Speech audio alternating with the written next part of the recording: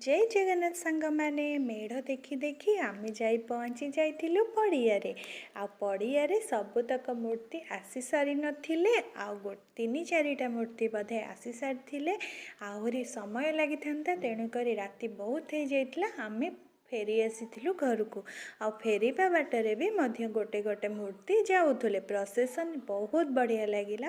आ बुली बुलिकी आमे पुणी आसिलु मेला भी बहुत बसी आपण मैंने केबे आछियंदी कुमार पूर्णिमा उत्सव देखिया को चौद्वार यात्रा देखंतु केते सुंदर जगन्नाथंकर मूर्ति मध्य एठी तैयारी करथिले बहुत बढ़िया लागिथिला